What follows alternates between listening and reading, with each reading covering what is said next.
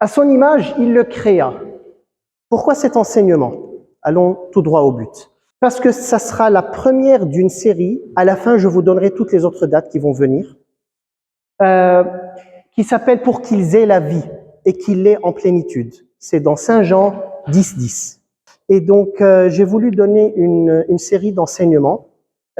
Donc, comme je vous ai dit, vous allez avoir les dates à la fin, pour faire advenir cette phrase de Jésus.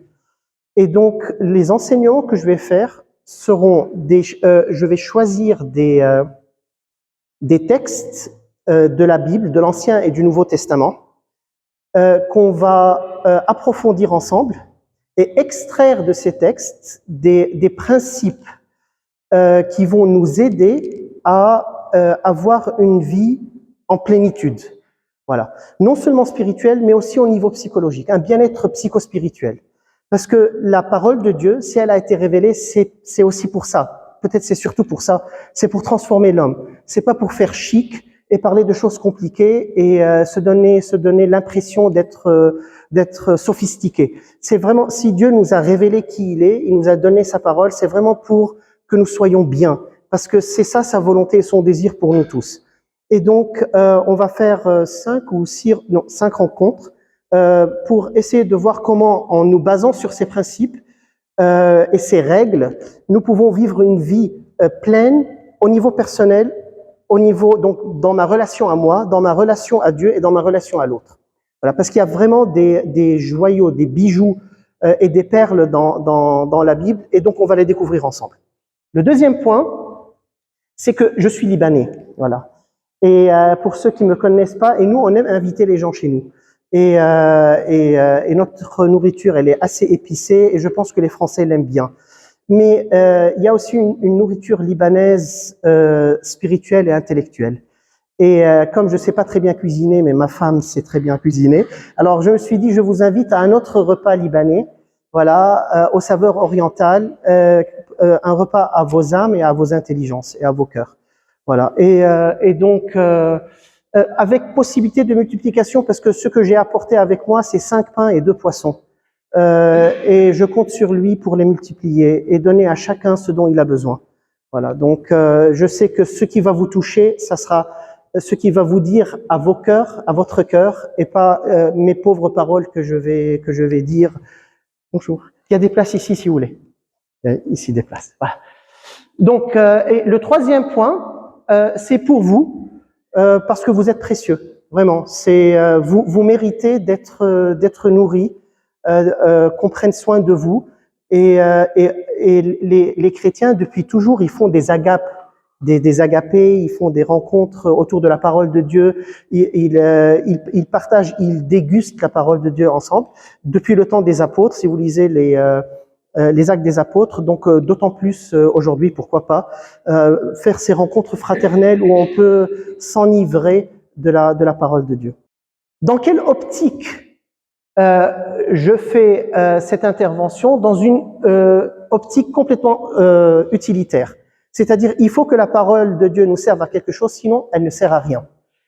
Et je me base sur ça, sur la révélation. Que tes paroles sont douces à mon palais, plus que le miel à ma bouche. Il faut à un moment donné sentir ce miel dans notre bouche quand on parle de la parole de Dieu, quand on la lit, quand on se fait pénétrer par la parole de Dieu. C'est pas dit n'importe comment, ces paroles. Ta parole est une lampe pour mes pas, une lumière pour mon sentier. Et ça, c'est intéressant, en fait. Vraiment, ça illumine. Ça donne une orientation. Ça ouvre les yeux. Et être imbibé par la parole de Dieu, ce n'est pas comme ne pas en être imbibé. Voilà. Il faut qu'elle fasse une différence. Et si elle ne fait pas de différence, c'est qu'on l'a mal comprise, ou bien on n'a pas les clés pour la déchiffrer. Et vous allez voir, on a besoin de clés. Et c'est pour cela que je vais vous les donner. Voilà les clés. Donc ça, après, ça c'est Jésus dans Saint Jean, donc on l'a lu tout à l'heure. Je suis venu pour que les hommes aient la vie et qu'il l'ait en abondance. Et en général, dans le christianisme, ou peut-être dans toutes les religions, on y voit une garantie ou une assurance post-mortem.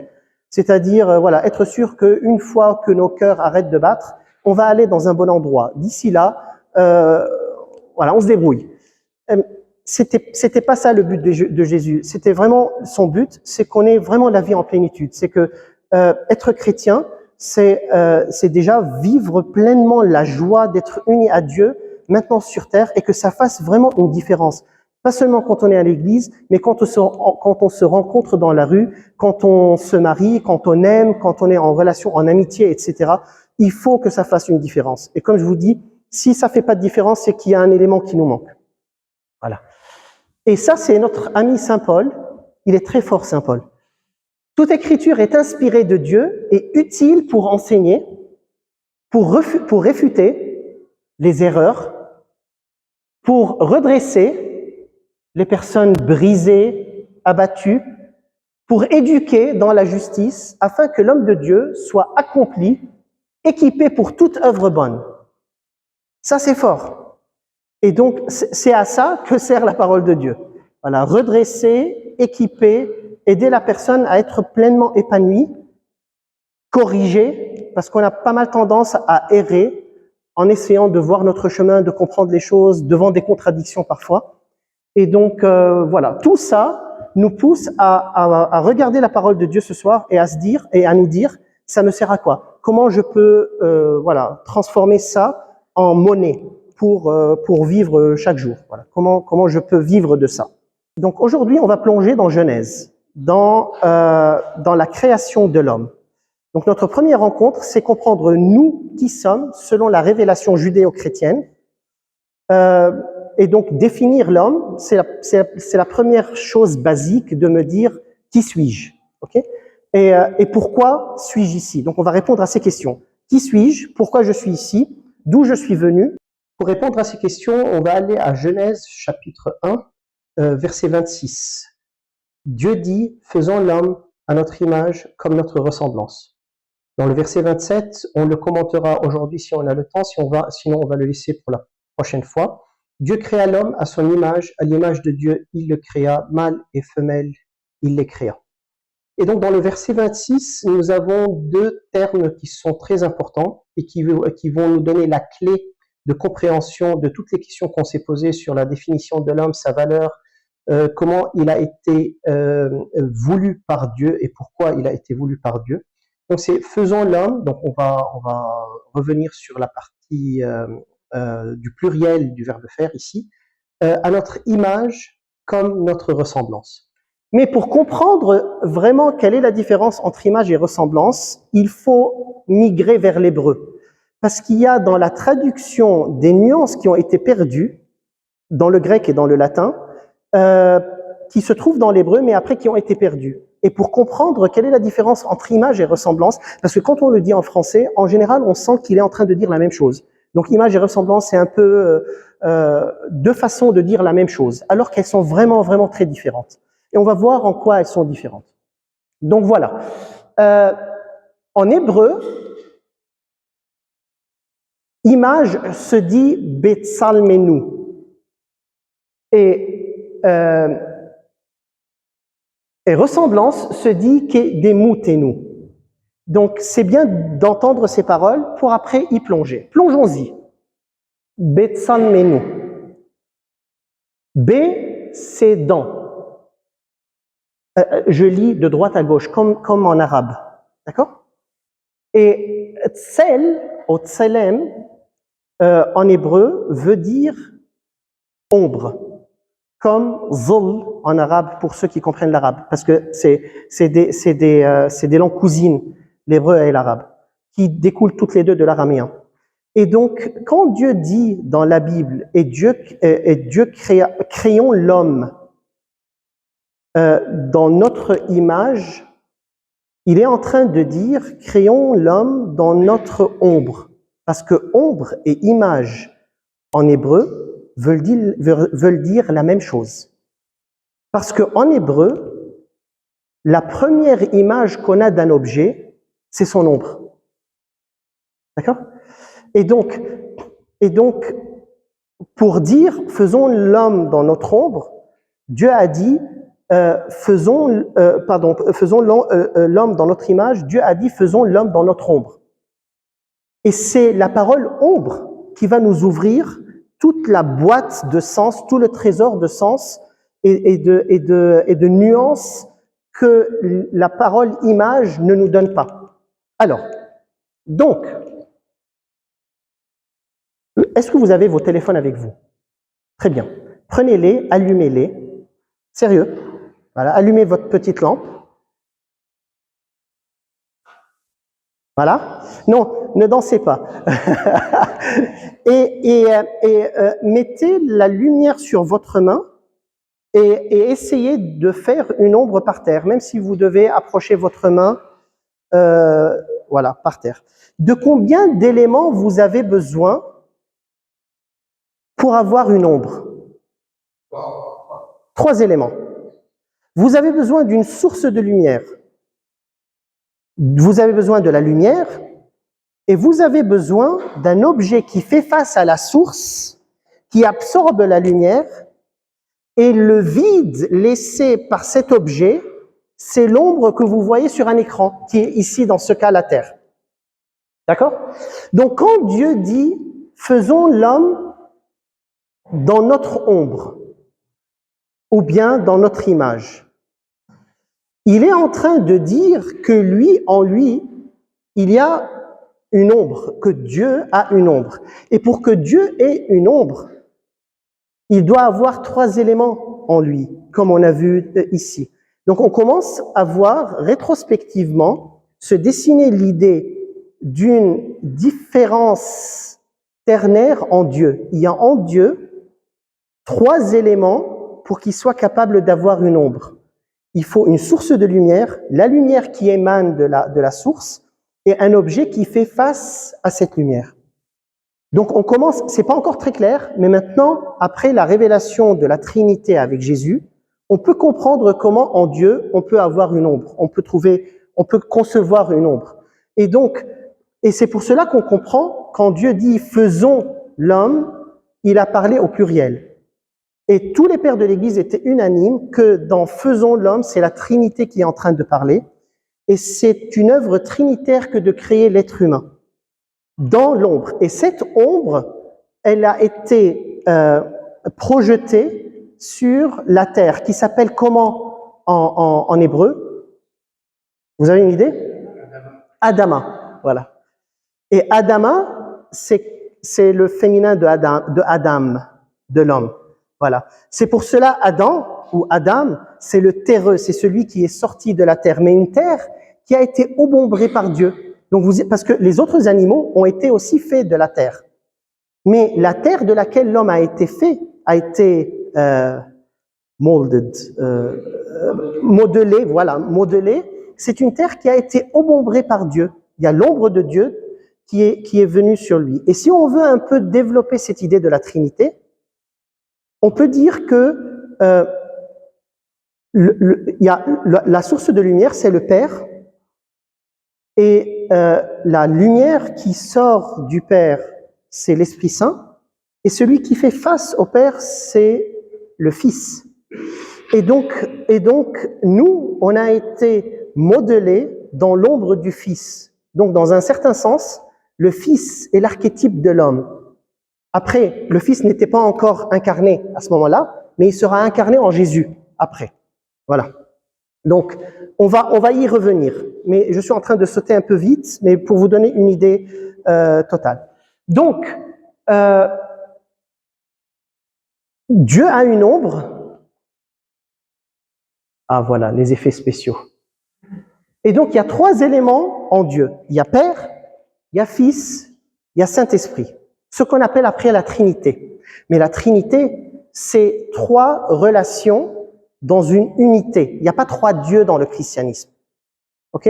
Et la Trinité n'a pas commencé après l'incarnation. Dieu est Trinité en lui-même avant même l'incarnation. Ça, c'est très important parce qu'il y a des personnes qui me disent oui, Dieu était un, seulement un, il était une monade, après il est devenu Trinité après l'incarnation. Ce n'est pas vrai. D'accord? Donc il était Trinité avant même l'incarnation, sinon il ne peut pas être amour s'il n'avait pas des relations en lui-même. On va y revenir aussi. Donc Dieu a une ombre, c'est-à-dire il a en lui 3 éléments. L'humain a été fait de la terre obombrée par la Trinité, il a été fait dans l'ombre du Fils. Là, on est en train de descendre, donc, de voir toutes les pas conclusions, pardon, les conséquences, les conséquences de l'idée primordiale qu'on s'est donnée. Donc, il y a une différenciation en Dieu. L'homme a été fait dans l'image du Fils, a été modelé dans l'image du Fils, dans l'image de Jésus. Méditons maintenant l'idée que l'homme soit fait dans l'ombre. Que veut dire l'homme est fait dans l'ombre? Ça veut dire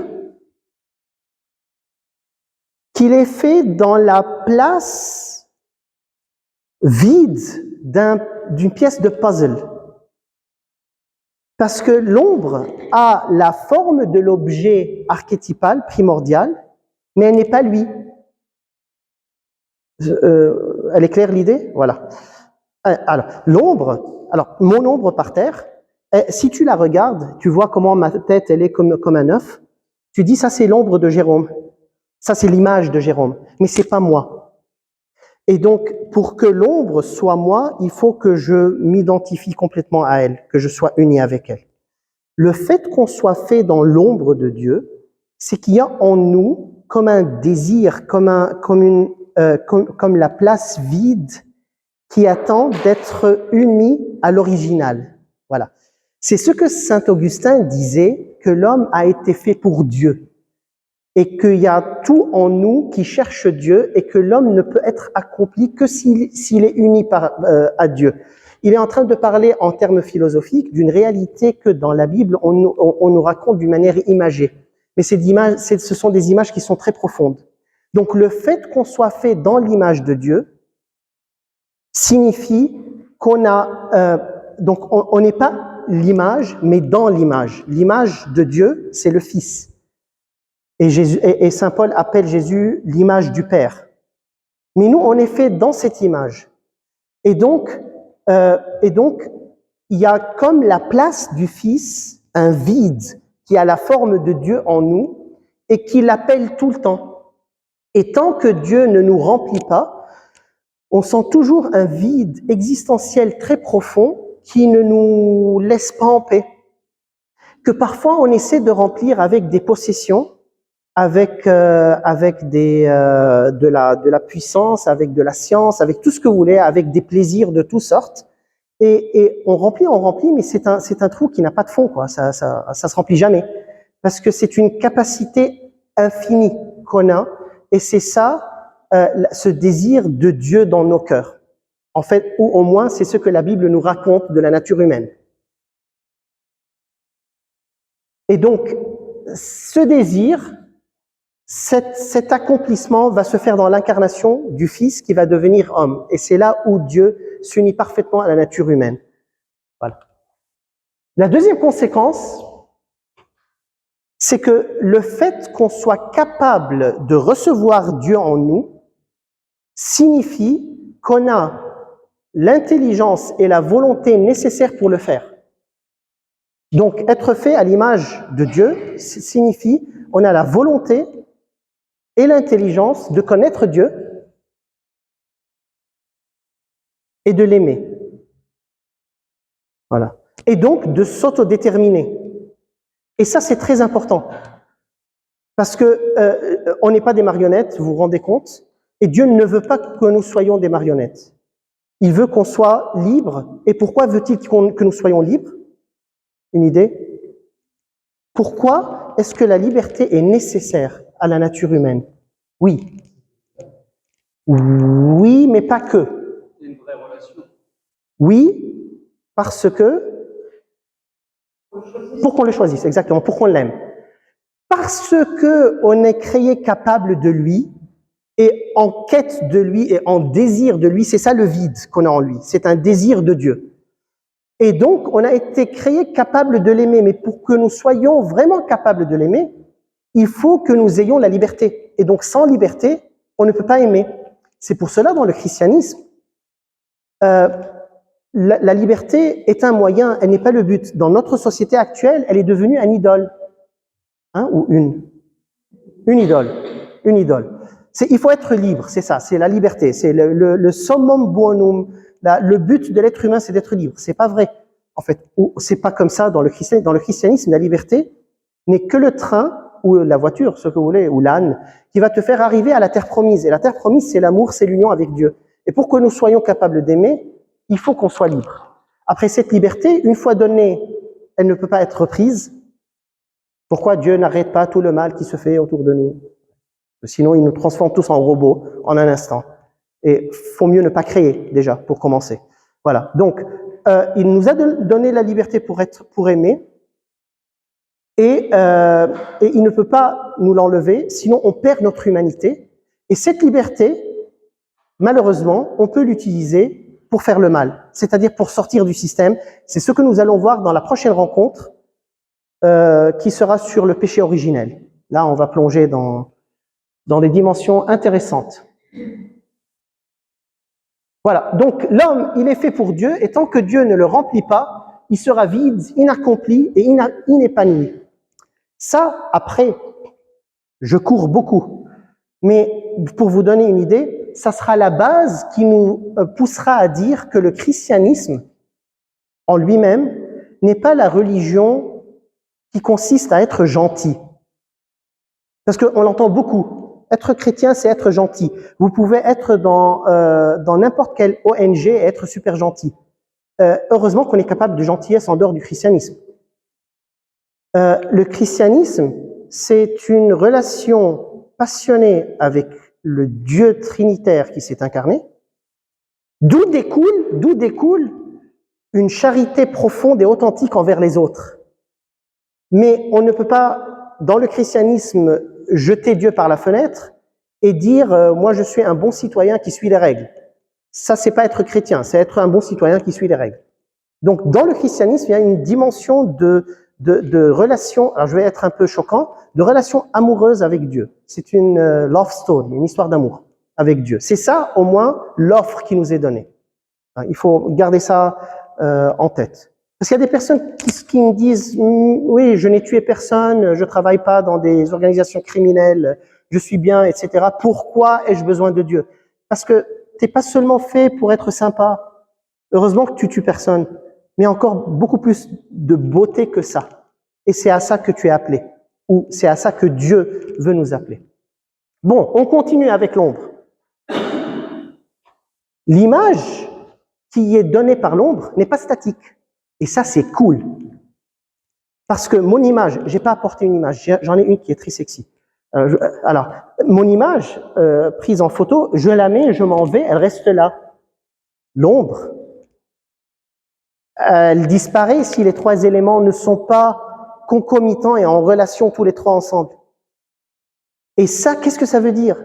Ça veut dire que si l'homme est créé dans l'ombre de Dieu, c'est qu'il est le fruit d'un amour trinitaire, d'une relation, parce que c'est ça la Trinité, c'est une relation entre Père, Fils et Saint-Esprit. Donc on est le fruit d'un amour, et cet amour qui nous a fait être continue à nous faire être à chaque moment. C'est ça ce que saint Thomas dit d'une manière philosophique. Dieu nous tient tout le temps dans l'être. Bon, les Hébreux étaient beaucoup plus poétiques et ils ont dit on est dans son ombre. Voilà. Mais c'est ça nous tenir, c'est-à-dire on est sous son regard bienveillant tout le temps. Et on a tendance, après les conséquences de ça sont énormes, parce que nous on a tendance à penser que Dieu, quand il pense à nous, il pense à 50 milliards de grains de sable dans un sac, puis il les aime, ces 50 milliards de grains de sable. Alors que dans le christianisme, Dieu commence sa journée, si on peut dire, avec chacun de nous, avec toi, comme si tu étais la seule personne sur cette planète. C'est à ce point d'unicité et d'intimité que Dieu est en relation avec nous. Ça, si on mâche bien cette idée, si on la fait vraiment descendre en nous, c'est à couper le souffle tellement c'est beau. Le créateur de l'univers, ce n'est pas le tout autre qui, un jour, il a créé la machine création et il s'en est allé. Ça, c'est le déisme, un peu de vocabulaire. Le déisme, c'est Dieu qui a créé tout et puis il est parti. Il laisse la machine fonctionner toute seule, il s'en fiche. Alors dans le christianisme, c'est pas du déisme, c'est Dieu, il nous a créés par amour, il est super passionné, il aime chacun de nous, il veut avoir une relation personnelle avec chacun de nous. Mais comme s'il y avait personne d'autre que moi, que toi, sur cette planète. C'est énorme si on y pense. À quel Dieu est passionné par l'être humain. Très bien. L'humain est fruit d'une relation trinitaire, on l'a dit. C'est la relation de la Trinité à lui qui le constitue en tant que personne. Ah! On s'est cassé la tête en philosophie pour savoir c'est quoi la personne. Mais vous savez quoi? Selon la Bible, la personne, c'est l'être en relation. Ce qui me fonde dans ma personne en tant qu'être humain, c'est ce face-à-face avec Dieu. Si je ne suis pas dans une relation, c'est comme si je n'existe pas. Et ce face-à-face, c'est ça ce qui fonde ma dignité. Et ça, c'est énorme. Dire que la dignité de l'homme se trouve dans l'amour qu'il a fait être et dans ce face-à-face qu'il a avec Dieu, ça a des conséquences énormes, et on va les voir. Et donc, parce que, en même temps, dire que Dieu est relationnel et nous, on est fait à son image, c'est aussi dire que nous sommes relationnels aussi. Et donc, être relationnel, c'est être fait pour aimer et pour être aimé. Et donc, si vous voulez un jour définir l'être humain, c'est quoi l'être humain? Ben, c'est un être qui a été voulu par le divin, qui a été voulu par amour et qui est fait pour aimer, pour être aimé. Et ça, si on le sait,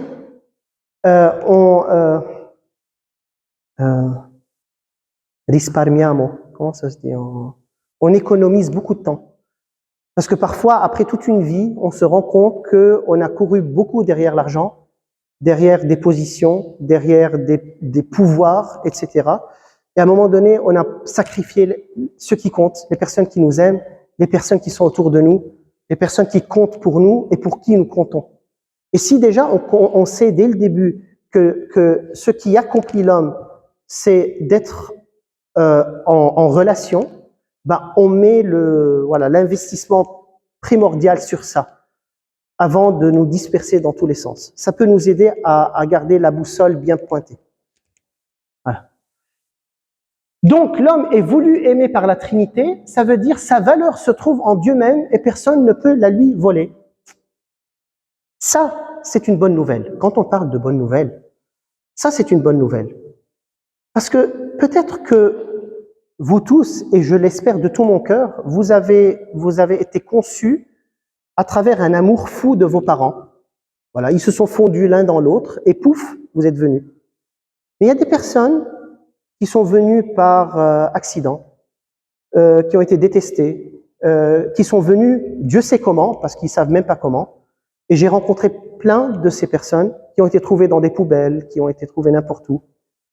Et ça, c'est une bonne nouvelle pour ces personnes. Mais même pour les personnes, peut-être nous qui avons été tous voulus par nos parents et chéris par nos parents, c'est quand même une très grande consolation de se savoir voulu par Dieu et aimé par lui, c'est-à-dire d'avoir notre valeur en lui. Parce que le problème de l'homme, et c'est ça la partie psychologique, c'est que tant que nous n'avons pas touché, vu, conceptualisé notre valeur, on continue à la chercher désespérément toute notre vie. On ne peut pas vivre sans valeur. Et si on ne la trouve pas dans le bon endroit, on essaie de la trouver partout, sauf dans le bon endroit. Alors, quels sont les endroits où on peut trouver notre valeur si on ne la trouve pas en Dieu? Exemple. Argent, pouvoir, statut social, race. Il y a des personnes de race supérieure. Voilà. Oui, le sexe, le genre. Dans d'autres personnes, voilà. Et ça, c'est très dangereux. C'est-à-dire, je trouve ma valeur dans le regard des autres sur moi. Dans l'intelligence, moi je parle 4 langues, je peux m'en vanter et me sentir quelqu'un. Quelqu'un qui a de l'argent peut mettre sa valeur dans l'argent, dans les diplômes que nous avons. Et ça, on le fait tout le temps. Et parfois dans un sac. Un sac Gucci peut être une source de valeur à la personne. Quand je faisais mes études à Rome, je ne sais pas si je l'ai dit, j'ai fait des études de théologie, je suis professeur de théologie. Quand je faisais mes études à Rome, j'habitais à Via del Babuino. Vous connaissez Via del Babuino? Ah, c'est cool. Via del Babuino, vous avez des Ferrari, des Lamborghini qui sont, voilà, qui sont garés au bord de la route. Et en dessous de mon collège, qui est un vieux collège, il y avait le magasin de Sergio Rossi. Sergio Rossi, il vend des chaussures féminines, les trucs 12 cm, on les appelle comment? Des talons, voilà. Il vend des talons très bizarres, avec des couleurs excentriques. Et une fois, je prenais un café avec Paolo qui travaillait chez Sergio Rossi, et je lui ai dit, écoute Paolo, est-ce que tu peux m'expliquer comment vous pouvez convaincre une femme de payer 1200 € pour un talon? Voilà, j'ai envie de comprendre ce mystère, ça me dépasse. Et comment les gens peuvent être convaincus de se vêtir comme ça? Et il m'a répondu quelque chose qui m'a vraiment secoué. Il m'a dit, nous ne nous vêtons, c'est ça? On dit ça? Nous n'habillons pas les gens, nous les distinguons. Voilà. Et donc, une personne qui sort avec le talon de Sergio Rossi se sent importante. Et je me suis dit, mais c'est quand même un drame d'avoir besoin d'un talon pour se sentir important. Mais on peut être beaucoup plus intello que ça. Peut-être que la complexité de mon langage et mes élucubrations philosophiques sont mon talon. On a tous nos talons. Voilà. On a tous nos talons. Et voilà, parler d'une manière sophistiquée, ne pas se faire comprendre par les autres pour vous dire que nous sommes dans des sphères altissimes. Et c'est ça le problème, en fait. C'est ça, c'est que nous sommes à la recherche de notre valeur. Et tant que notre valeur est connectée à des talons, à de l'argent, à des langues, à tout ce que vous voulez, à des voitures, la Lamborghini, elle est jolie, voum, voum. Voilà. Tant qu'elles sont connectées à ça, mais ça, on peut les perdre. Et si on les perd, la beauté, ça aussi, ça peut être une source de valeur. Et quand on les perd, on perd tout. Et c'est ça le trésor dont a parlé Jésus, qu'il ne faut pas l'avoir sur terre parce que quelqu'un peut nous le voler. Il faut l'avoir dans un endroit où personne ne peut nous le voler, et c'est dans le ciel. Et c'est ça le trésor. C'est notre trésor, la valeur de chacun de vous, et se trouve en Dieu même. Vous êtes intouchables. Mais ça, c'est une consolation en même temps, parce que même si vous êtes au plus profond de votre misère, parfois ça nous arrive tous de plonger dans des nuits noires, et de ne plus voir la lumière, de se sentir crasseux, mais au niveau spirituel, psychologique, tout ce que vous voulez. Sachez que vous êtes précieux à ses yeux, qu'on est tous précieux à ses yeux. Et ça, c'est vraiment une vraie consolation. Mais en même temps, ça nous impacte au niveau relationnel. Parce que, je sors de moi, ok, ma valeur est en lui, mais aussi la valeur de chacun de vous. Et si la valeur de vous est en lui, dans ma relation avec vous, je ne peux plus vous instrumentaliser. Parce que vous participez d'une certaine manière au divin au même titre que moi. Nous sommes tous chéris et aimés par lui. Ça nous fait d'une certaine manière des frères, mais en même temps des personnes sacrées et donc non exploitables. Et la misère de notre planète, c'est qu'on s'exploite à longueur de journée. On se manipule à longueur de journée. Voilà, je pense à un être humain et je me demande comment je peux tirer de lui le maximum. Quel est mon intérêt à lui dire bonjour, à l'inviter à manger chez moi, à lui dire tes yeux sont jolis, etc. Quel est le plaisir que je veux cueillir à la fin? Et Dieu, en fait, et ça nous fait entrer dans la logique que tu peux pas l'instrumentaliser. Tu dois l'aimer pour qui il est, vraiment. Et ça définit l'amour. Parce que parfois, on parle d'amour à tort et à travers. Vous pouvez pas imaginer. L'amour, c'est de la marmelade qui est insipide, on ne sait plus c'est quoi aimer. Et là, ça va nous permettre de définir l'amour. Quid est l'amour? Qu'est-ce que l'amour? L'amour, c'est vouloir le bien suprême de l'autre. C'est ça, aimer. Et donc, si moi je vous aime, je vous souhaite, je vous désire Dieu. Et c'est ça ce qui va rendre après la parole de Jésus faisable, quand il a dit « aimez-vous les uns les autres ». Et surtout, aimez vos ennemis. Parce que nous, si on s'imagine aimer nos ennemis, aller donner un bisou à celui qui a tué mes enfants, ça passe pas. Dans n'importe quelle logique humaine, c'est complètement fou. C'est pas aller faire des câlins aux gens ou les encourager à continuer à faire le mal ou diluer le mal. Je fais référence à la conférence sur le pardon. Mais aimer quelqu'un, c'est lui désirer Dieu. Voilà, je te souhaite Dieu. Voilà. Si tu es mon ami, bah tant mieux. Et si tu es mon ennemi, bah tant mieux. Parce que si tu es mauvais, il n'y a pas mieux que d'être face à face avec la beauté, la liberté, la bonté suprême et de te faire complètement brûler par elle. Mais dans le bon sens, purifier, c'est-à-dire transformer. Bon. Ah oui, et ça, pourquoi c'est une bonne nouvelle? Parce que, indépendamment de comment on est venu sur cette terre, on est éminemment aimé. Même si vous n'êtes pas la plus belle, le plus intelligent, etc., vous êtes vraiment chéri. Et vous êtes comme si vous n'étiez que vous sur cette planète. Et ça, c'est grandiose. Bien.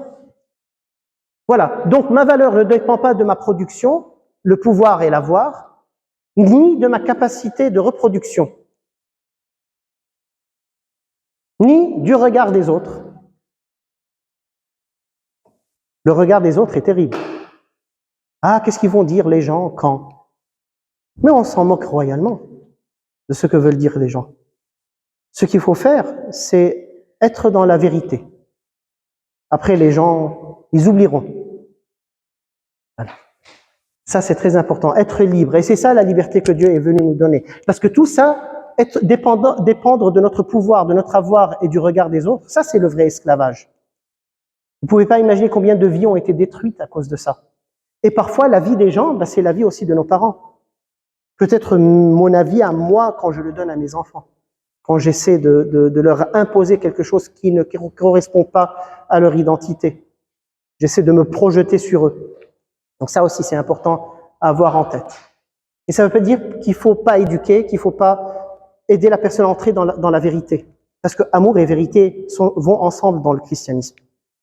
Bien, quoi d'autre? L'humain étant fait à l'image de Dieu, il est fait pour aimer et être aimé, ça on l'a dit.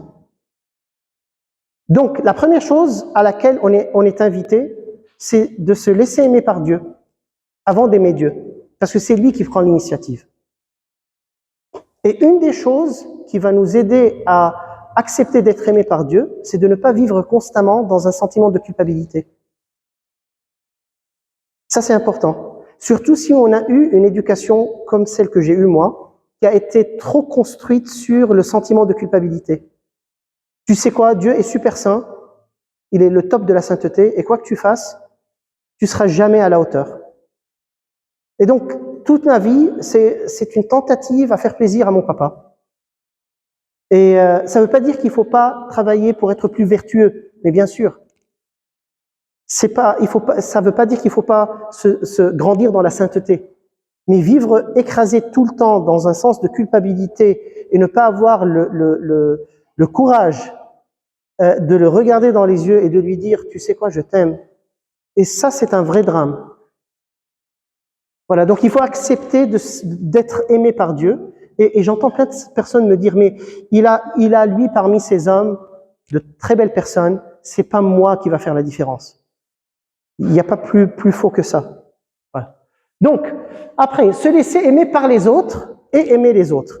Parce que l'amour, il va dans les deux sens.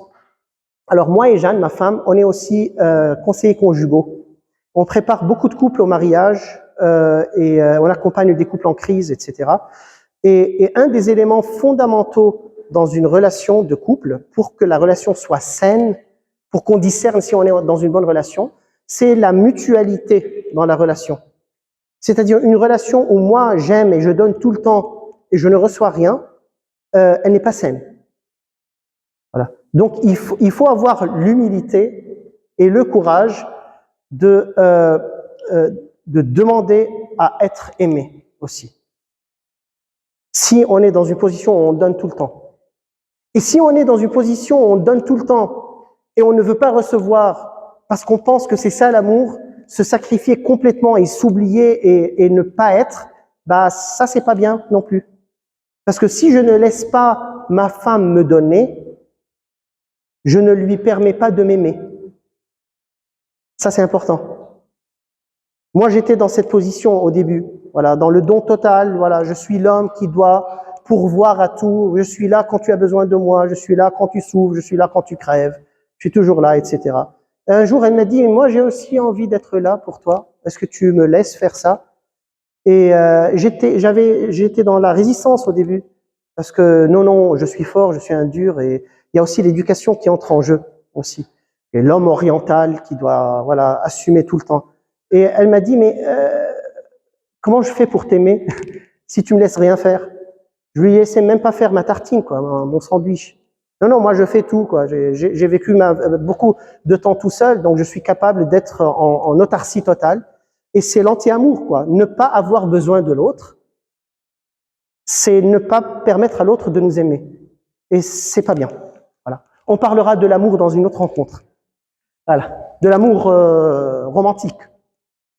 Voici ce qui donne du sens à la vie de l'humain. Voici le but de notre existence. Nous en sommes tous capables. Dans quel sens nous en sommes tous capables?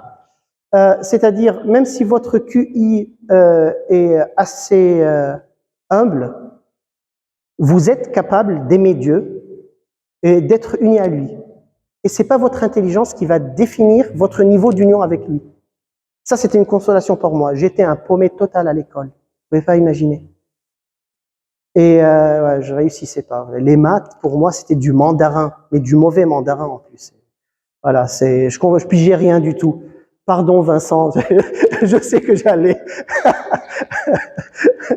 voilà, te décevoir. Et j'ai fini par être convaincu que je ne sers pas à grand chose. Et le fait que mon union à Dieu ne dépende pas de mes capacités intellectuelles, oratoires et tout ce que vous voulez, ça c'est vachement bien, quoi. Voilà, on a tous notre chance de ne pas rater notre vie dans cette union avec lui. Et pas seulement ça, vous savez quoi? Il y a peu de jeunes parmi nous, vous êtes les bienvenus et ça m'honore de vous avoir parmi nous. Mais nous, les vieux, on commence à avoir des idées noires.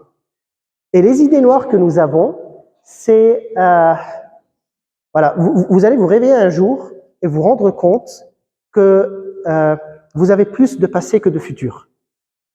Merde. Voilà.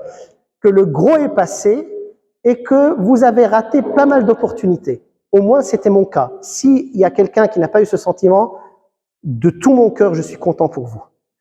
Voilà. Mais moi, j'ai raté pas mal d'opportunités dans ma vie et je me demande, et je suis presque conscient qu'au niveau humain, dans la logique humaine de ce monde, j'ai genre raté mon existence.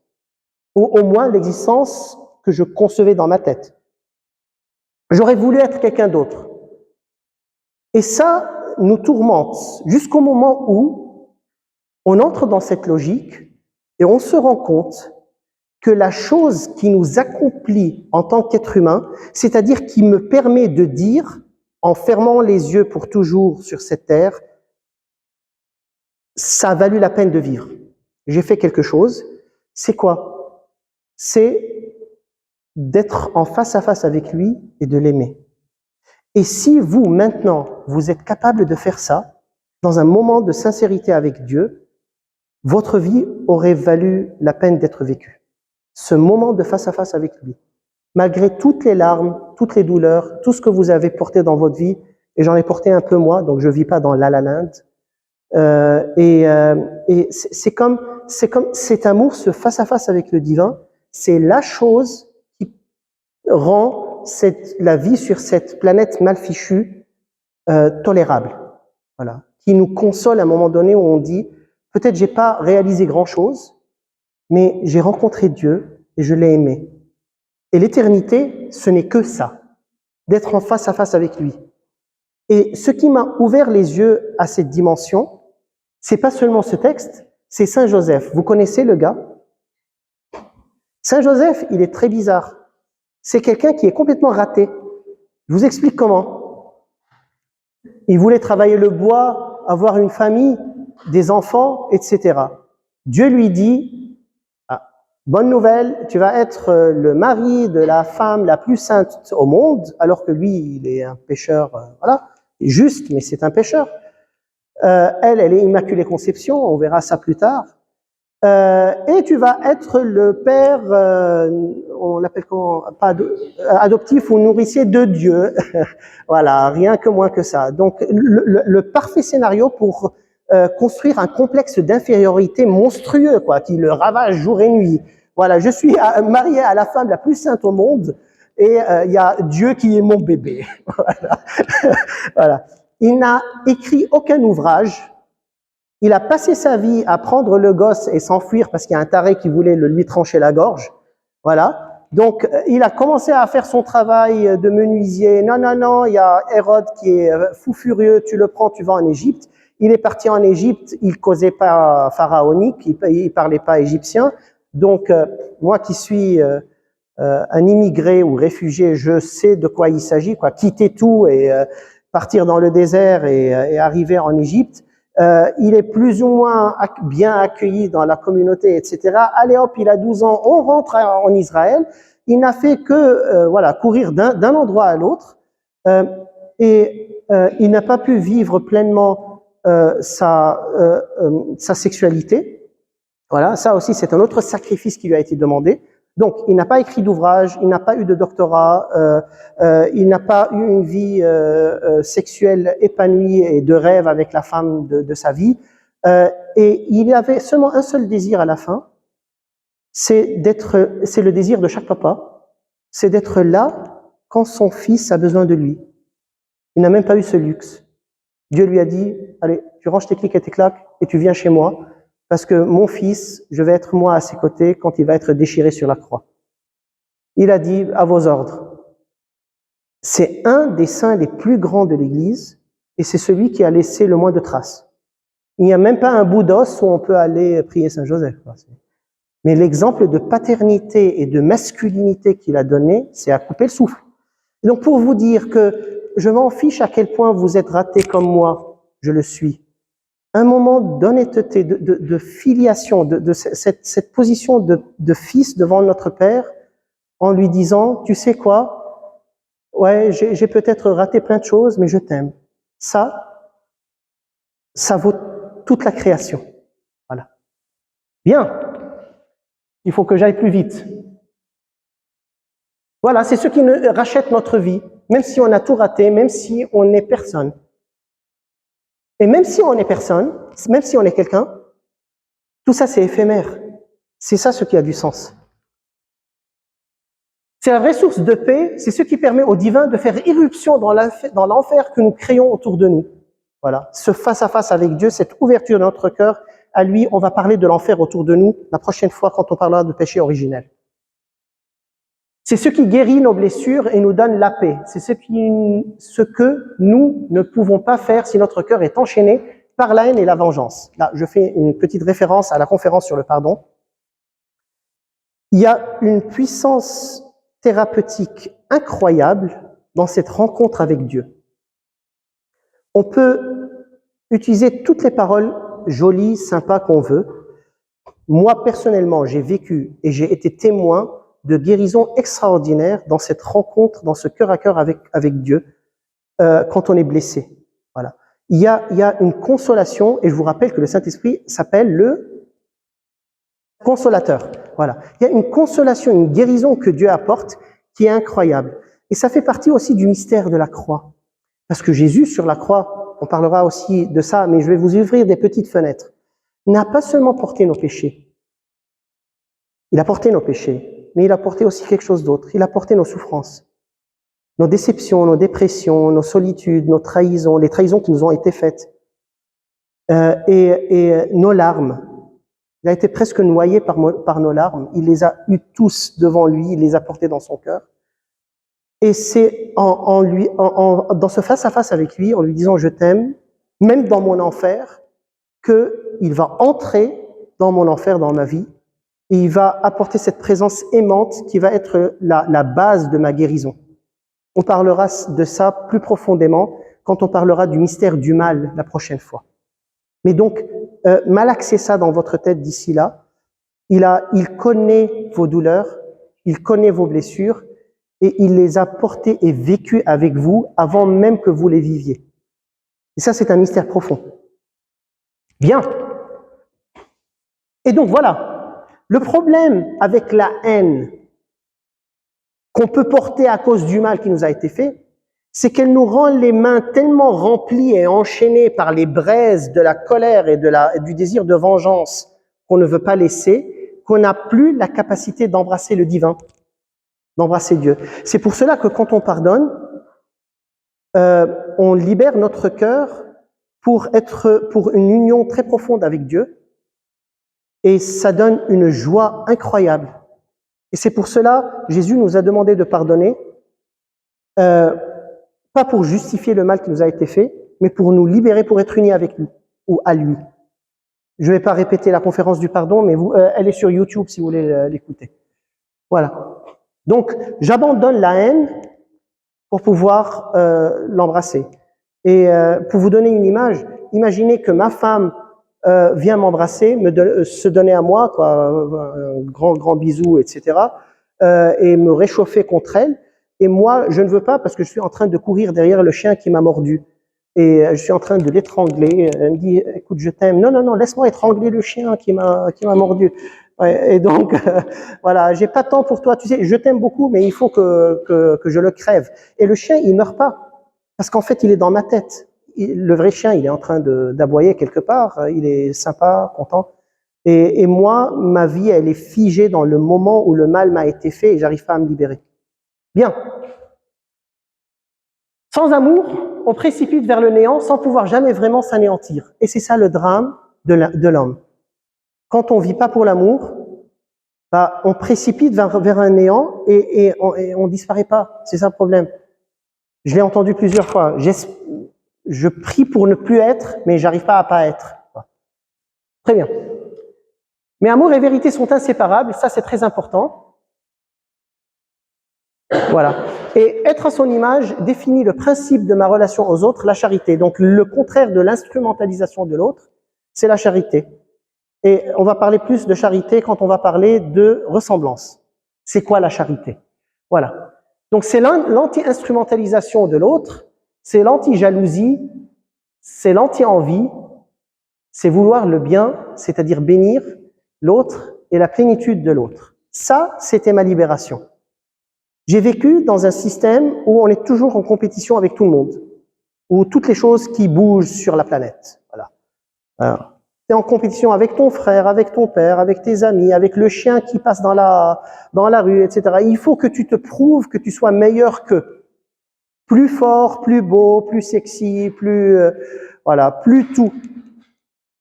Et le problème, c'est que vivre dans la compétition nous fait entrer dans la jalousie. Bah, on est jaloux, voilà. Je suis pas assez blond que toi. Et être blond, c'est cool. Voilà. Voilà. C'est Gad Elmaleh qui a fait un truc sur le blond, c'est ça. Voilà. Voilà. Je suis pas assez riche comme lui, je suis pas assez intelligent comme Alain, etc. Et je peux sourire et lui dire ah oui, on est copains, mais à un moment donné, à l'intérieur, je dis ah mince, si seulement j'avais ce que lui il a. Et donc la jalousie, elle porte à l'envie. Et l'envie, c'est le contraire de l'essence même de l'enseignement de l'Évangile qui se traduit au niveau de la relation avec l'autre, qui se traduit dans le verset suivant. Se réjouir avec ceux qui sont dans la joie et pleurer avec ceux qui pleurent. C'est ça un chrétien. Tu es content, je suis content, mais comme si c'était à moi que ça arrivait. Et si tu pleures, ben je pleure avec toi comme si c'était à moi que ça arrivait. C'est ça la vraie charité. Et moi, j'étais pas capable de ça. Quand j'avais de la jalousie envers quelqu'un, s'il se cassait la gueule, voilà. Et je le disais par haute voix. Mais c'était ça ce que je sentais à l'intérieur. Et quand quelque chose de bien lui arrivait, il y avait de l'amertume à l'intérieur. Et le problème, c'est que, en fait, on est tellement unique aux yeux de Dieu qu'on n'a pas besoin d'être en compétition les uns avec les autres. Si ce qui définit mon être, ce qui me donne de la valeur, c'est ce face-à-face avec lui, et si en faisant ce que je peux faire, même si c'est humble, je le glorifie, c'est-à-dire je le fais par amour pour Dieu et pour ceux qui sont autour de moi, je suis un homme accompli, je n'ai rien à envier aux autres. Et une fois qu'on est libéré de ça, on peut arriver au point où on veut le bien de l'autre. On regarde quelqu'un et on lui dit, tu sais, mon désir pour toi, c'est que tu arrives à ta plénitude. Voilà. Tu sois béni. C'est ça, bénir. Voilà. Que tu sois béni. Et je te souhaite tout le bien du monde. Et ça, c'est la vraie liberté. Pour moi, c'était ainsi. Regarder quelqu'un et lui vouloir du bien, mais tout le bien de l'univers. Et me réjouir si quelque chose de bien lui arrive. Il n'y a pas plus beau que ça. Et plus libérateur. Et à ce moment-là, il y a une capacité d'aimer en nous qui s'ouvre, qu'on ne soupçonnait pas, qu'on ne connaissait pas. Il faut s'entraîner sur ça. Il faut faire des exercices, mais on y arrive.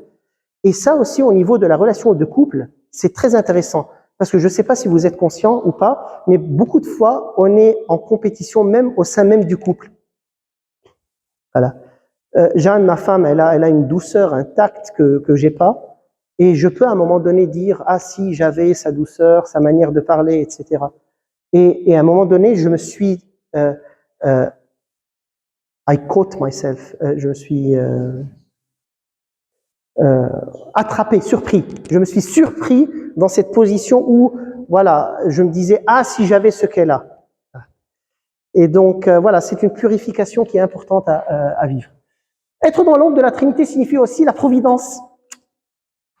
Là, le truc de l'ombre, les trois qui sont en même temps en relation, veut dire que je suis sous son regard tout le temps. Mais ça, c'est beau. Qu'est-ce que ça veut dire, je suis sous son regard? C'est-à-dire rien n'échappe à sa sagesse et à sa bonté. Dans quel sens? Vous allez me dire dans vos têtes, ah mais le Libanais, il est complètement déconnecté du monde, parce que le mal nous arrive quand même. Je me suis quand même fait écraser, alors que je suis dans son ombre, par le motard qui conduisait pas bien. En fait, il va pas tout arrêter, c'est pas une garantie à vie qu'il y aura pas d'accident.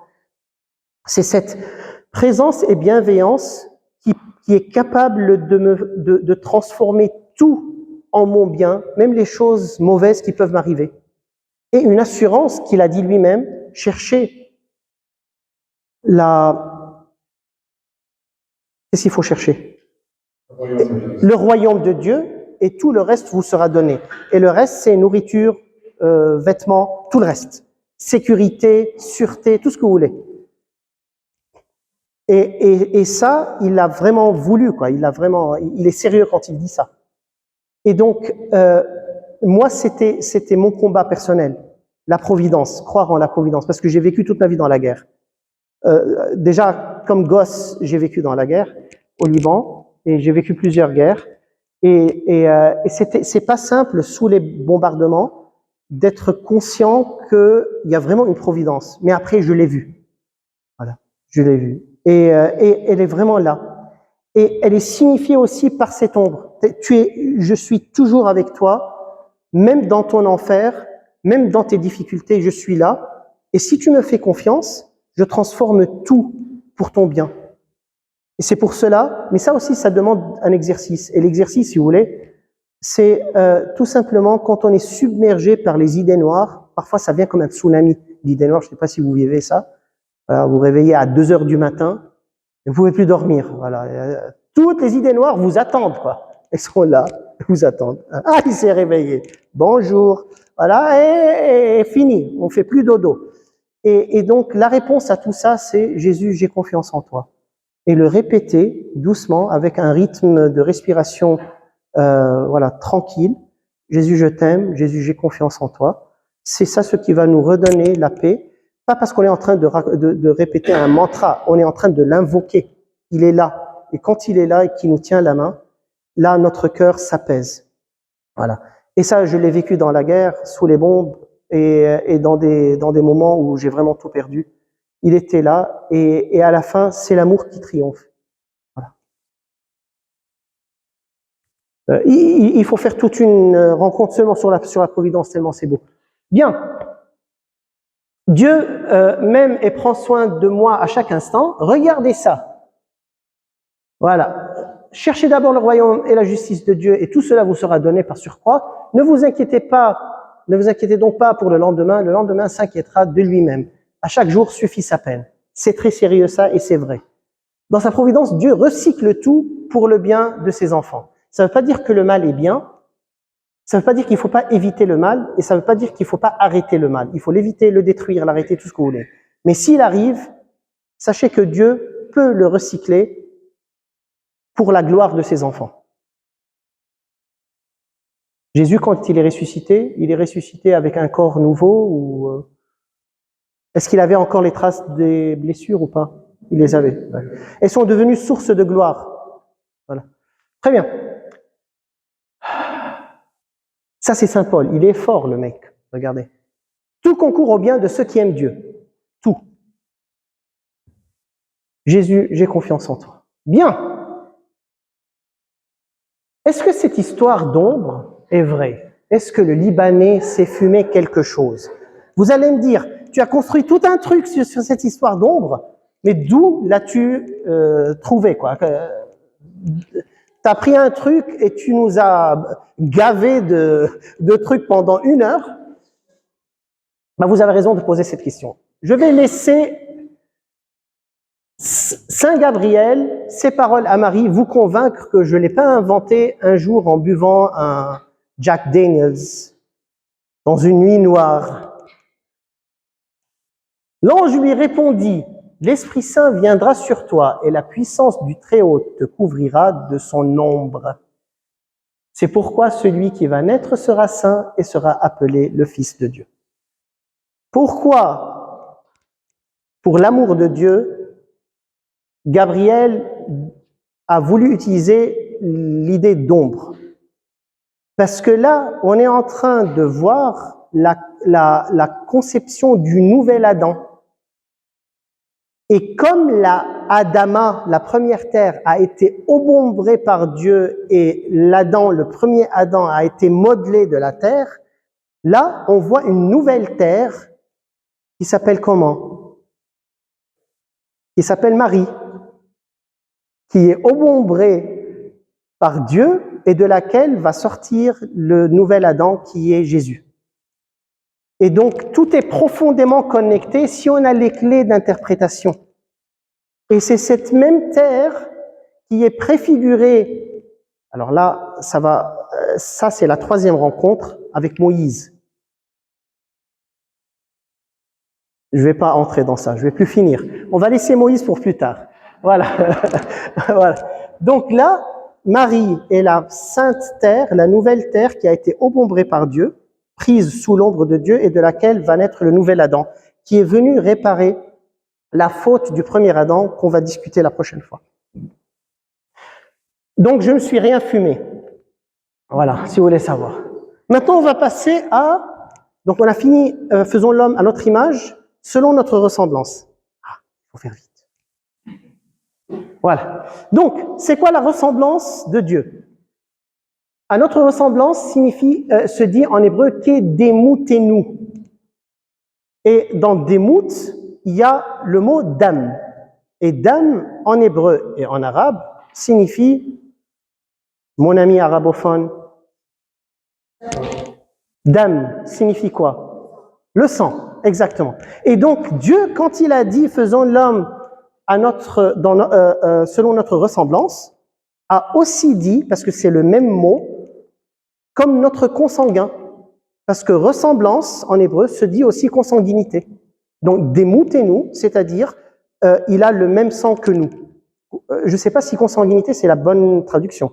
Voilà. Et donc donc Dieu a créé l'homme non seulement à son image, Donc, intelligence, volonté, capable de Dieu, en recherche de Dieu, sa valeur est en Dieu. Je résume tout ça. Mais aussi, il nous a créés avec le même sang, son sang qui coule dans nos veines.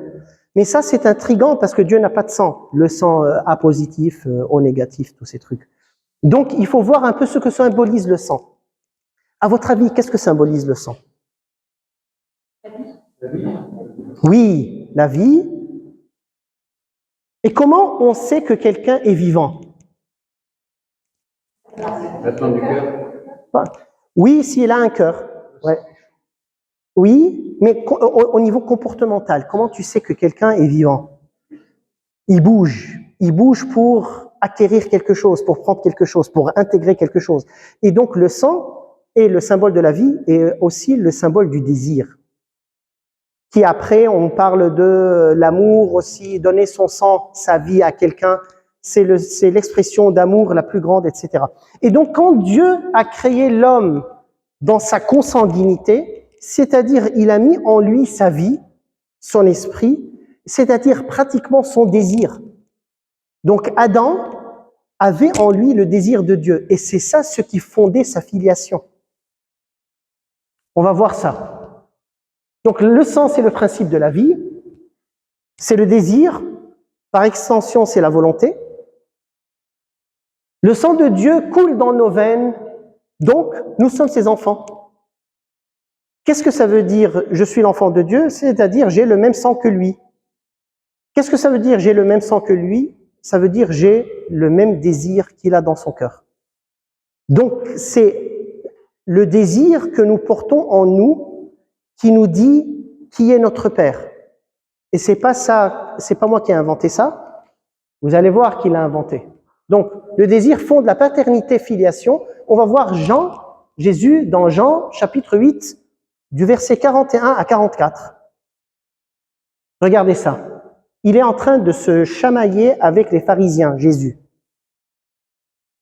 Mais vous faites les œuvres de votre Père. Ils lui répondirent, nous ne sommes pas nés de prostitution, nous n'avons qu'un seul Père, Dieu. Jésus leur dit, si Dieu était votre Père, vous m'auriez aimé, car c'est de Dieu que je suis sorti et que je viens. Je ne suis pas venu de mon Père, de mon propre chef, c'est lui qui m'a envoyé.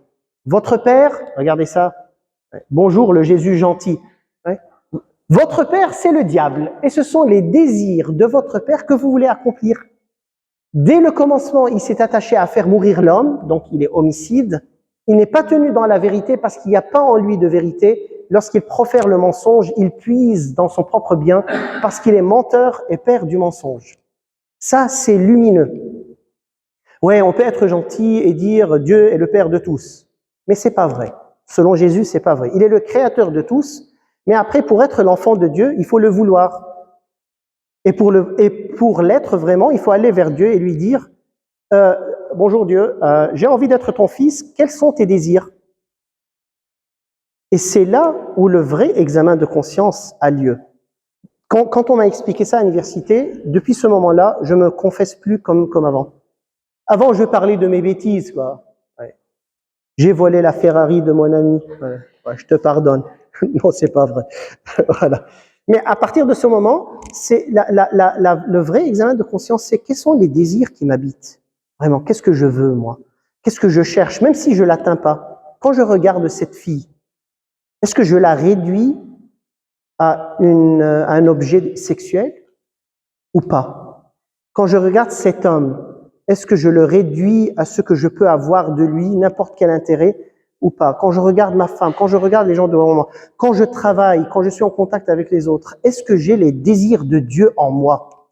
Et c'est intéressant de méditer ce qu'est le désir et les sentiments que Dieu a envers nous et d'essayer de les adopter parce que c'est comme ça qu'on devient ses enfants. Voilà. Et donc si on n'a pas les désirs de Dieu, on a les désirs de quelqu'un d'autre. Il est difficile d'être neutre. Voilà. Et ce quelqu'un d'autre, c'est pas lui. C'est quelqu'un qui est menteur. Bien. Dans le péché originel dont on parlera la prochaine fois, on a perdu une des deux. Donc on a image et ressemblance. À votre avis, c'est pas un test, comme ça, pour vous préparer, un teaser pour la prochaine fois. Qu'est-ce qu'on a perdu? La ressemblance, exactement. On est toujours capable de lui. On est fait pour lui, mais on lui ressemble plus. Quand on nous regarde, bah voilà. Et c'est un peu le problème du christianisme, vous savez. On râle assez, on se plaint parce qu'il y a pas assez de chrétiens et les chrétiens ne sont plus chrétiens et il y a pas beaucoup de gens qui ont envie d'être chrétiens alors que autant des apôtres, c'était des conversions de masse. Et une des raisons, c'est qu'on n'est pas assez sexy, quoi. C'est quand on regarde un chrétien, ça donne pas envie. Voilà, c'est voilà, je parle de moi, hein. Je vous connais pas et vous êtes certainement mieux que moi, mais moi, à me regarder de l'extérieur, on dit voilà, je sais pas si ça me donne vraiment très envie d'être dans ce groupe. Voilà, et cette envie, ça vient déjà par une charité, une douceur dans la relation avec l'autre, ce qu'on appelle l'accueil, et après vraiment une charité dans la vérité, pas dans le compromis. Et parfois, on a beaucoup sacrifié la charité, la vérité pour la charité, être gentil à tout prix, parce que c'est pas bien de choquer quelqu'un. Jésus n'avait pas peur de choquer parce qu'il aime. Et moi, je choque mon enfant quand je lui dis tu enlèves cette saloperie de ta main parce qu'elle est en train de te détruire. Voilà, je suis pas bon. Très bien. Il faut que j'aille vite. Alors oui, vous allez dire la même chose. Il s'est fumé quelque chose avec cette histoire de consanguin. Donc on a perdu la ressemblance. Et comment nous l'a-t-il redonné? Jésus. Comment Dieu nous a rendus consanguins avec lui? Alors par sa mort, mais il est allé plus loin. Non, encore plus loin. Non, il a fait quelque chose de choquant qui a scandalisé tout le monde. Quitte à ce que les 72 le quittent, il se retourne vers les 12, il leur dit « Et vous voulez pas quitter ?» L'Eucharistie, exactement, il nous donne son sang à boire. Mais c'est fou. Donc on n'est plus consanguin, on n'a plus son désir en nous, sa vie en nous, il vient, non seulement il la donne sur la croix, mais il nous donne son sang à boire. Regardez ça, Jésus leur dit alors, en vérité, je vous le dis, si vous ne mangez pas la chair du Fils de l'homme, et si vous ne buvez pas son sang, vous n'aurez pas en vous la vie. Celui qui mange ma chair et boit mon sang a la vie éternelle, et moi, je le ressusciterai au dernier jour. Car ma chair est vraie nourriture et mon sang vraie boisson. Regardez à quel point il insiste. Vrai. Okay? Celui qui mange ma chair et boit mon sang demeure en moi et moi en lui. Voilà. Parce que je suis complètement habité par lui. Et comme le Père qui est vivant m'a envoyé et que je vis par le Père, ainsi celui qui me mangera vivra par moi. Parce qu'on aura sa vie en nous. Mais ça, c'est trop grand, quoi. Parce que c'est pas aller manger la biscotte pendant la messe et sortir. Et être aussi désagréable qu'avant d'entrer. C'est là, il faut que je sorte avec le désir de Dieu qui coule dans mes veines, quoi. C'est une responsabilité énorme de. Alors vous allez me dire, mais combien de fois on a communié et rien ne s'est transformé en oui, parce que c'est pas magique. Parce qu'il faut sortir et il faut vraiment s'exercer dans la vertu. Voilà, parce qu'il faut vraiment une transformation. Et donc si je suis un petit menteur et que je sors, bah, il faut que j'arrête de mentir. Ça va être difficile, ça va me faire mal, mais c'est ça le travail qu'il va me demander de faire. Et petit à petit, à un moment donné, je peux arriver au point où quand on me voit, on dit bah, « tu lui ressembles ». Voilà, ne serais-tu pas le fils d'un tel? Mais donc c'est vraiment un exercice, c'est un projet de vie à chaque fois qu'on communie. Et pour ceux qui ne peuvent pas communier, pour une raison ou pour une autre, mais ce désir que vous avez quand vous entrez dans l'Église, d'être unis à lui, c'est aussi une manière de communier à son amour. Et donc, si vous êtes empêché pour une raison ou pour une autre, ça ne vous empêchera pas de porter les désirs de Dieu dans votre corps, dans votre cœur, et après de les appliquer. Bien. Donc voilà, l'Eucharistie, manger la chair, union physique amoureuse, le connaître, devenir un avec Jésus, c'est ça manger la chair. Boire le sang, avoir son désir en nous, sa vie son désir devient le mien. Et pour moi, c'est complètement incompréhensible pourquoi dans l'Église romaine, la communion sous les deux espèces n'est pas obligatoire. Parce que dans l'Église romaine, la plupart du temps, vous communiez seulement là, vous prenez l'Eucharistie. Dans les églises d'Orient, on prend les deux, donc il y a le pain et le vin. Il y a un symbolisme hyper profond dans la communion au sang qui est complètement mis à part ici. Et il faut simplement lui obéir, quoi. Quand il dit de boire aussi son sang, il faut boire son sang aussi. Et pas seulement prendre le pain et imaginer qu'il y a du sang dedans, quoi. C'est toute la dimension symbolique, elle est importante. Il y a aucune interdiction à donner la communion sous les deux espèces, mais c'est plutôt pour des aspects pratiques que ça ne se fait pas, et c'est très très dommage. C'est très dommage. La deuxième partie que je veux expliquer, c'est hommes et femmes, il les créa. Donc le fait que le masculin et le féminin fait partie de l'image de Dieu. Mais ça va nous entraîner dans un labyrinthe assez profond, et on n'aura pas assez de temps, donc je vais le laisser pour la prochaine fois. Donc la prochaine fois, je vais parler du masculin et du féminin en Dieu, et du masculin et féminin dans sa manifestation sexuelle dans la nature humaine. De la création d'Ève, c'est du pur délice. Comment Dieu a fait Ève. Vraiment, ne ratez pas ça, ok, mesdames. Voilà, il faut pas rater ça. Et le péché originel. Donc ça sera pour la prochaine fois. Donc ça c'est la prochaine fois. L'homme, la femme, le fruit, le serpent, le problème du mal, etc. Et voici les prochaines rencontres avec les dates, si vous voulez les noter.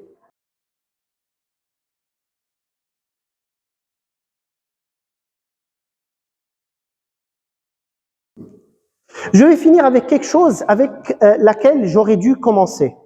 Parce que dans vos têtes, peut-être, même heure ici, dans vos têtes, vous vous dites, mais on est venu pour entendre parler de Big Bang et de comment il n'est pas compatible avec les 7 jours de la création, etc. Mais vous savez quoi? Peut-être que Dieu a tout créé en 7 jours, en 6 jours. Et peut-être qu'il a créé ça en 7 millions ou 700 millions d'années. En fin de compte, c'est lui qui a tout créé. Donc le Big Bang, le fait que la création soit le fruit d'une évolution, d'une transformation, ne veut pas dire qu'elle est en dehors de la providence et du vouloir divin. Mais le but de cette révélation, c'est de nous faire entrer dans ses profondeurs, dans ses beautés, et pas de nous donner un livre d'histoire naturelle ou de biologie ou d'astrophysique. Parce qu'on va parler du péché originel la prochaine fois. C'est une vérité profonde. Mais vous allez voir qu'il y a beaucoup de symbolisme dedans. Le fruit qu'ils ont mangé, c'est quoi le fruit? Voilà, un petit teaser. Il n'y a pas de pomme. C'est la mangue. Pas du tout. Non. Non, il n'y a ni pomme, ni mangue, ni ananas, ni kiwi. C'est le fruit de la connaissance du bien et du mal. Mais vous voyez que c'est symbolique. Vous ne pouvez pas aller chez Georges le fruitier, on l'appelle celui qui vend du fruit, et lui dire, Georges, s'il te plaît, un demi-kilo de connaissance du bien et du mal. Ça, vous ne trouverez pas ce truc. Voilà, donc on voit qu'il y a une révélation spirituelle profonde qui est donnée métaphysique dans ces textes, qui ne contredit pas des découvertes qu'on peut faire, des théories auxquelles on peut penser. Donc si Dieu a créé tout ce qu'il a créé à travers toute une évolution, ça ne contredit en rien son plan, parce qu'il faut qu'il y ait un dessein divin derrière tout ce que nous voyons. C'est tellement beau et complexe et bien fait que tout ne peut pas venir du néant. Il y a un bon bouquin sur ça qui s'appelle « Dieu, la science, l'épreuve », si vous avez envie de les lire. Voilà. Donc moi, mon but, c'est de débétifier ces récits et de vous faire plonger dans leur beauté et dans les trésors qu'ils portent. Voilà. Je voulais vous donner un petit exercice à faire avant de dormir, mais avant de vous effondrer aussi. Donc, ayez un peu d'énergie et faites ce petit exercice. Visualisez-vous dans son ombre, vraiment. Voilà. Je suis dans son ombre. Et définissez-vous dans un face-à-face avec lui. Réponds à la question, qui suis-je? Voilà. Ça peut être simple, ça peut être complexe. Voilà, tu te sens nul, tu te sens de la pourriture, etc. Mais dans ce moment, tu lui dis, je suis ta fille. Voilà. C'est ça ce que je suis. Et je chéris ça. Voilà. Je suis ton fils. Après, je me dépossède d'un souci et le lui remets. C'est la providence. Ok? Quelque chose qui vous hante. Voilà. Quelque chose qui vous tourmente. Je vais vous donner un exemple. Ça peut être la santé de quelqu'un, votre santé, une difficulté qu'un ami traverse, vos enfants, votre frère, votre sœur, vous-même, votre futur qui est très incertain, de grosses pertes que vous avez eues, une maladie qui s'annonce, etc. Et là, faites tout ce qu'il faut faire pour gérer bien. Il ne faut pas se désengager de la vie. Mais en même temps, les choses qu'on ne peut pas contrôler, Jésus, j'ai confiance en toi. Voilà. Je décide de mettre ça entre tes mains. Et je vais vous donner un secret que Saint François de Sales, vous connaissez ce gars? Voilà. A donné un jour, qui est très très intelligente. Il a dit, la providence intervient dans notre vie à la mesure de notre confiance. Ça, c'est grandiose. C'est-à-dire, plus on lui dit, j'ai confiance en toi, plus il a de l'espace dans ma vie pour entrer et faire les choses comme il veut. Et moins j'ai confiance en lui, c'est-à-dire plus je malaxe les idées et je me crispe et j'y pense et je veux tout régler et vivre écrasé par ce souci, et moins je lui laisse de la place pour entrer dans ma vie et pour changer les choses selon son bon vouloir. Donc les choses que vous n'arrivez pas à contrôler, bah dites-lui, tu sais quoi, je me dépossède de ce souci, je te le mets entre tes mains, nommez-le et dites-lui, ça, je veux plus m'en occuper, c'est à toi. Et attendez-vous à des merveilles. Pour moi, il m'a surpris. Le moment où je lui dis, ça, je m'en débarrasse, c'est à toi. Voilà, je te fais confiance. Et demandez-lui un désir. Voilà. Jésus était frustré à un moment donné, je ne sais pas si vous vous rappelez, il a dit à ses disciples, demandez, jusqu'à présent vous n'avez rien demandé au Père en mon nom, demandez. Voilà, donc il veut qu'on demande, il veut qu'on voilà, mais pas le loto, parce que je l'ai demandé, je l'ai jamais gagné. Voilà. Réfléchissez à un désir qui est dans le cœur de Dieu et que vous avez envie voilà, d'avoir dans votre cœur. Bless you. Voilà. Voilà, un petit exercice avant de dormir, ça peut voilà, pimenter votre soirée. Oui.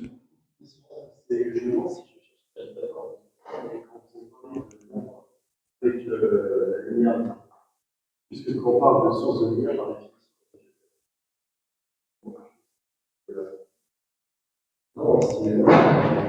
alors, la source, en fait, il faut qu'il y ait une source et quelque chose émane de cette source. Si on va prendre l'exemple du soleil, le soleil, la lumière qui émane de la combustion qui a lieu dans le soleil et l'arbre qui fait face au soleil, et donc on a l'image. Donc il y a quand même une différence entre la source et ce qui émane de la source. Et c'est un peu cette distinction qui est dans la Trinité. Le Père n'est pas le Saint-Esprit, n'est pas le Fils, et donc ils sont un, mais ce n'est pas la même chose. Et on parlera de la Trinité. C'est très très beau. Et donc, et parce que Dieu est Trinité, il est amour, qui nous a fait par amour et qu'on est toujours dans son amour. Et c'est pour cela que l'ombre n'existe que tant que la relation existe entre les trois éléments. Est-ce que j'ai répondu à votre question? Très bien, merci. Oui. Bonsoir. Oui.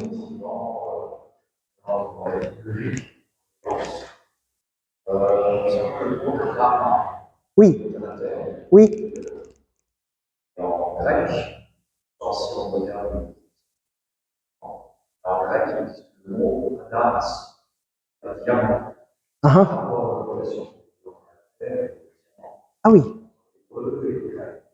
Je ne suis pas au courant d'une relation. Elle peut, mais moi je suis pas expert dans ça. C'est une information que je n'ai pas. J'espère bien qu'il y ait une relation. En fait, c'est une Adama qui a été mise sous beaucoup de pression pour devenir Adamas. Pardon? Oui, oui, peut-être. Oui, oui, oui. Mais nous, quand on est mis sous pression, on devient des diamants. Oui, voilà. Ouais, ça, il y a une partie de vérité dans ça. Oui. Est-ce que l'on va recouvrir la terre? Non, non, non. Il y a à la fois une partie interne et la partie arrête sont issus des animaux. Non, en fait, même les animaux sont issus de la Adama. Ouais. Si c'est moi qui est à l'origine de ça, donc je me suis trompé. Voilà. Donc même les animaux sont issus de la Adama, mais l'homme est issu de la Adama obombrée. Voilà. Parce que en hébreu, il y a deux mots pour terre. Il y a aretz, haaretz, et il y a Adama. Et l'homme a été fait de la Adama, les animaux aussi. Mais le 6e jour, parce que c'est au même jour qu'ils ont été faits tous les deux. Mais l'homme a été fait de la Adama qui a été obombrée par Dieu. Obombrée, c'est-à-dire qui a été couverte par l'ombre de Dieu. Donc c'est l'espace qui a été couvert par l'ombre de Dieu, duquel l'homme a été modelé, alors que les animaux n'ont pas été modelés de la Adama qui a été couverte par l'ombre de Dieu. Et c'est ça donc la différence.